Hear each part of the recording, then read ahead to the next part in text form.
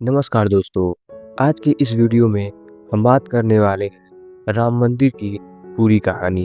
एक ऐसी कहानी जो हजारों सालों के इतिहास, आस्था, संघर्ष और कानूनी फैसलों से गुजरकर आज के रूप तक पहुंची है। ये सिर्फ एक मंदिर की कहानी नहीं, ये भारत की ऐतिहासिक पहचान, संस्कृति और कानूनी प्रक्रिया का एक अध्ययन है। तो चलिए शुरू करते हैं। अयोध्या भारत के सबसे प्राचीन और पवित्र शहरों में से एक है। विष्णु पुराण, रामचरितमानस जैसे अनेक ग्रंथों में इसका वर्णन मिलता है। कहा जाता है ये नगरी राजा दशरथ का राजधानी था और यहीं पर मर्यादा पुरुषोत्तम भगवान श्री राम का जन्म हुआ। अयोध्या के बारे में प्राचीन ट्रेवलर ने भी लिखा है और कई यूरोपियन स्कॉलर्स भी लिखा है। इन सब ने ये लिखा कि अयोध्या में राम के जन्म स्थल पर एक मंदिर था जो लोगों के लिए बहुत पवित्र माना जाता था। मंदिर की रचना काफी पुरानी बताई जाती है, यानी यह आस्था का एक बहुत ही महत्वपूर्ण सेंटर था। 1528 में मुगल एम्परर बाबर के गवर्नर मीर बाकिर ने अयोध्या में एक मस्जिद बनवाई जिसे बाद में बाबरी मस्जिद कहा गया। अनेक हिस्टोरिकल टेक्स्ट में ये कहा गया है कि मस्जिद एक पुरानी मंदिर के ऊपर बनी थी। ब्रिटिश एरा रिकॉर्ड में भी इस जगह के बारे में धार्मिक विवादों का जिक्र मिलता है। 19वीं शताब्दी के आसपास मस्जिद के कोर्टयार्ड को दो पार्ट में बांट दिया गया। पहला, हिंदू बाहर के आंगन में पूजा करते थे, दूसरा मुस्लिम अंदर नमाज पढ़ते थे। यानी यह जगह दोनों समुदाय के लिए संवेदनशील बनी हुई थी। 1857 के बाद ब्रिटिश गवर्नमेंट ने अयोध्या विवाद को लॉ एंड ऑर्डर इशू के रूप में देखना शुरू किया।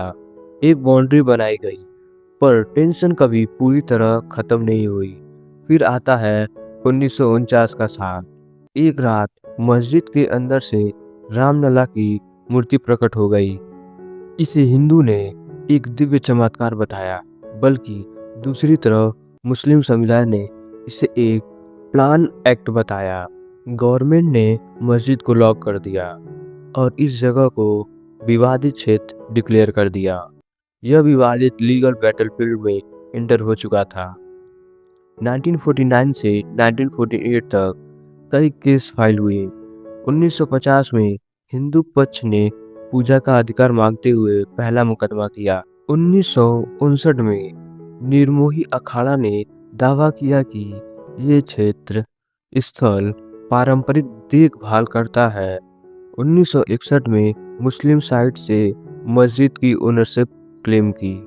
तीन अलग अलग पार्टी, तीन अलग अलग डिमांड और एक जगह राम जन्मभूमि।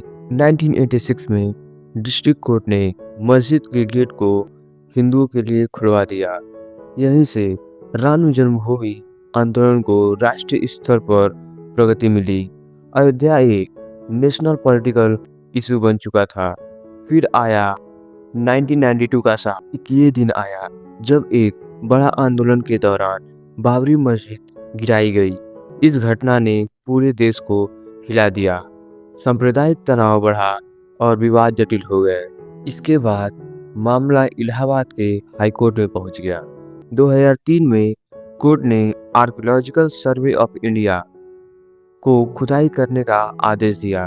एक non Islamic temple like structure के रिमेन्स, पिलर, स्कल्पचर और कार्विंग, जिनका आर्किटेक्चर हिंदू स्टाइल था। फ्लोर के नीचे मल्टीपल फेसेस कंस्ट्रक्शन थे। हाई कोर्ट ने लैंड को 3 पार्ट में बांटने का फैसला लिया। 1/3 part of Ram Janmabhoomi, 1/3 part of Nirmohi Akhara and 1/3 part of Muslim side. लेकिन ये फैसला किसी भी तरफ से पूरी तरह एक्सेप्टेबल नहीं था। अपील लग गई और केसेस पहुंच गई सुप्रीम कोर्ट, जहां ये भारत का सबसे बड़ा सिविल विवाद बन चुका। 9 नवंबर 2019 भारत के न्यायाधीश इतिहास का एक महत्वपूर्ण दिन। सुप्रीम कोर्ट के 5 जजों ने मिलकर एक निर्णय लिया। एसआई की रिपोर्ट से ये क्लियर होता है कि मस्जिद के नीचे एक मंदिर जैसी संरचना का अस्तित्व था।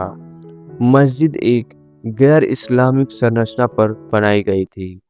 पूरा 2.7 एकड़ विवादित क्षेत्र रामलला को सौंप दिया गया। मुस्लिम पक्ष को अलग से 5 एकड़ की भूमि दी गई, जहां वे मस्जिद बना सके।